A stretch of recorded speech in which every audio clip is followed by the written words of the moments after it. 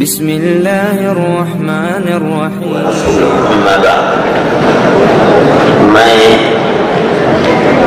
اپنے دل کی گہرائیوں سے مولانا قاری عثمان صاحب، صدر جمعیت علماء ہند مولانا محمود صاحب، جنرل سیکریٹری جمعیت علماء ہند کا شکریہ ادا کرتا ہوں کہ انہوں نے ان حالات کے اندر جمعیت علماء کے قدیم نظریے اور اس کی وہ پالیسی جس پر وہ 100 سال سے پہاڑ کی طرح جمی ہوئی ہے، ان حالات کے اندر عام کرنے اور لوگوں تک پہنچانے کے لیے آج کے اس اجلاس کو بلایا ہے، جس کے اندر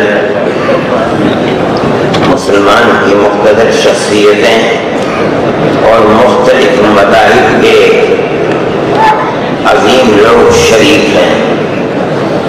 اللہ اس کے انجام کو بھی بہتر فرمائے۔ امن و شانتی کو پیدا کرنے کے لیے ملک کے اندر ان حالات میں اس اجتماع کو بلانا یہ ایک بہترین پہل ہے۔ جمعیت علماء ہند آج سے نہیں، ملک کی آزادی سے پہلے سے اپنے اس نتیجے کے اوپر قائم ہے۔ اگر آپ جمعیت علماء ہند کے اغراض و مقاصد کو جو چھپے ہوئے ہیں انہیں دیکھیں گے تو اس کے اندر یہ دفعہ موجود ہے کہ جمعیت علماء کے قیام کا مقصد ملک کے مختلف طبقات اور مختلف مذاہب کے ماننے والوں کے درمیان میں قربت، میل ملاپ اور ہم آہنگی کو پیدا کرنا، یہ 100 سال سے جمعیت علماء ہند کے مقاصد میں داخل ہے۔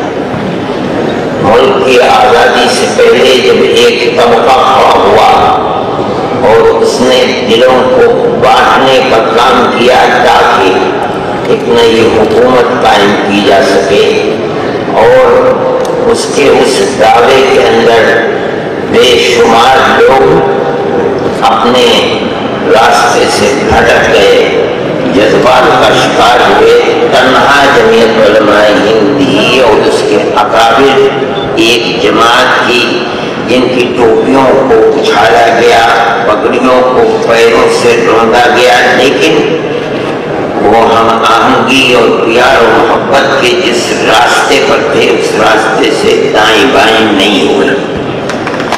اس کو 70 سال گزر گئے ہیں، ہمیں یہ فخر محسوس ہوتا ہے کہ ہم اپنے اکابر کے اس طریقے کے اوپر قائم ہیں، اور حالات جیسے بھی بن جائیں، جو کچھ بھی ہو جائے، ہم اپنے اس طریقے سے نہیں ہٹیں گے۔ پرستوں کے نظریات، اقلیتوں کے خلاف جو کچھ ہوا ہے وہ آج سے نہیں ہے، ملک کی آزادی کے بعد سے ہے۔ سن 1957 کے اندر، یعنی آزادی کے 10 سال کے بعد، پہلا فرقہ وارانہ فساد جبل پور کے اندر ہوا تھا۔ لوٹے گئے، مارے گئے، اس کے بعد سے ایک سلسلہ شروع ہوا۔ جمعیت علماء اپنے اسی نظریے پر قائم رہی۔ بار بار کہا جاتا رہا کہ مسلمان صبر کریں، مظلوم بن کر مر جانا ظالم بن کر زندہ رہنے سے بہت اچھا۔ آج بھی ہمارا یہ نظریہ ہے، دنیا ہمیں گالی دے، زندہ باد کہے یا مردہ باد کہے، ہمیں کوئی فکر نہیں ہے، ہم اسی نظریے کے اوپر قائم ہیں۔ اس کے اندر گجرات کے فسادات کے بعد کمی ہوئی، اس کے اسباب میں نہیں بیان کروں گا، یہ موقع اس کا نہیں ہے۔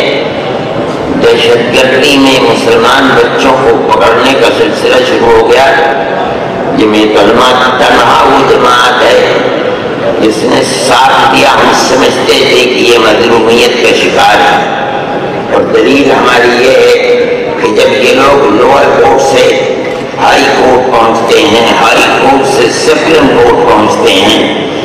پہنچتے پہنچتے باعزت بری ہو جاتے ہیں۔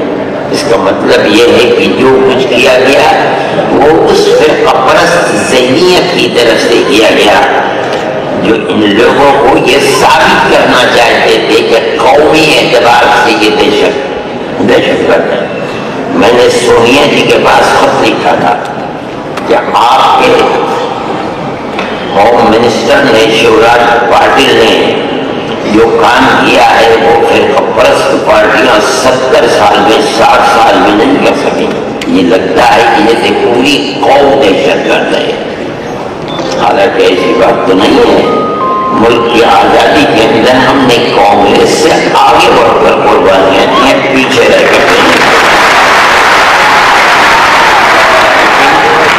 ہماری یہ بات فرقہ پرست ذہنیت اتنی حاوی اور غلبہ حاصل کیے ہوئے تھی کہ ہماری یہ بات چل نہیں سکی۔ آرڈیم آف لنچنگ کا مسئلہ ہے، امن و شانتی ہو گئی، صحیح ہے، مسلمان اور غیر مسلم دونوں شکار ہوئے ہیں، دلت شکار ہوئے ہوا۔ ہم تو ہمیشہ سے ہیں، ملک ہمارا ہے، ہم ہمیشہ اسی ملک کے اندر رہیں گے۔ اپنے اللہ سے دعا کرتے ہیں کہ اے اللہ ہمارا امتحان کرے، ہمارے ملک کے اندر امن و شانتی کو پیدا فرما۔ ہم جو قدم بڑھا رہے ہیں امن و شانتی کی طرف، اس قدم کے اندر قوت پیدا فرما، قبولیت عطا فرما، اور ہمارے ملک کی پرانی روایت اور تاریخ جو پیار و محبت کی تاریخ تھی، گاؤں در گاؤں چھوٹا اپنے بڑے کو اس کا دھرم جائے نہیں، ہر چھوٹا اپنے بڑے کو تاؤ اور چاچا کہہ کر کے پکارتا تھا۔ خدا کرے وہی تاریخ پھر دوبارہ زندہ ہو اور ملک میں امن و امان قائم ہو۔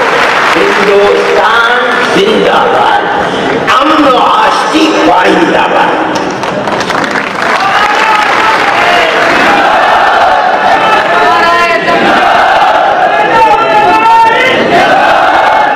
دوستو ایسے ہی نئی اسلامک ویڈیوز پانے کے لیے ہمارا چینل اشاعت الاسلام کیرانہ سبسکرائب کریں اور بیل آئیکن دبائیں تاکہ نئی ویڈیوز آپ کو ملتی رہیں۔